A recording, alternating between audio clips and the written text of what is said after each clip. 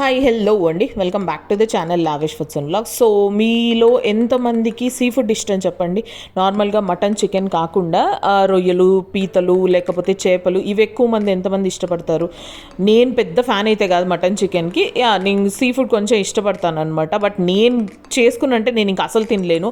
ఆ క్లీనింగ్ అంతా చేసి వంట చేసినామంటే ఇంక అసలు తినబుద్ది కాదనమాట. ఈ ప్రాబ్లం నాకేనా ఇంకెవరికైనా కూడా ఉందా?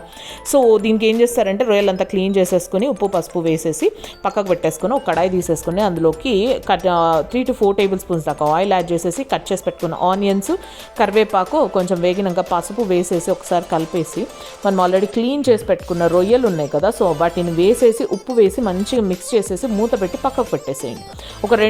ఒక 5 to 6 minutes వదిలేసినారంటే ఏమవుతుందంటే రొయ్యల్లో నుంచి వాటర్ అంతా వచ్చేస్తుంది అనమాట. సో ఇట్లా ఈ వాటరు 60 to 70% ఇమిరిపోయిన తర్వాత ఇప్పుడు ఇందులోకి జింజరు, గార్లిక్, పచ్చిమిర్చి పేస్ట్ అనమాట. ఇది ఒక 2 టేబుల్ స్పూన్స్ దాకా యాడ్ చేసుకున్నాను నేను.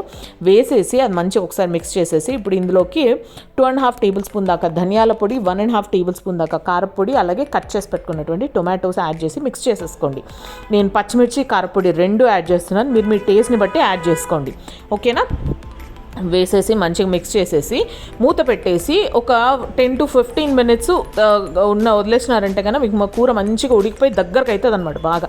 సో ఇప్పుడు ఇందులోకి మిరియాల పొడి అలాగే కొద్దిగా జీలకర్ర పొడి యాడ్ చేసేసేయండి.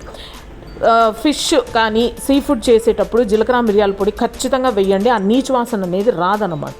చాలా వరకు 80% to 90% నీచు వాసన అనేది రాదు. ఒక్కసారి మంచిగా మిక్స్ చేసేసి మూత పెట్టేసి ఒక 5 నిమిషాలు వదిలేస్తే మీకు ఆయిల్ అంతా పైకి తేలిపోతుంది అనమాట. ఇప్పుడు కొత్తిమీర యాడ్ చేసేసుకొని దింపేసుకోవడమే. సూపర్ టేస్టీగా ఉండే రొయ్యలు ఇగురు రెడీ అయిపోతుంది.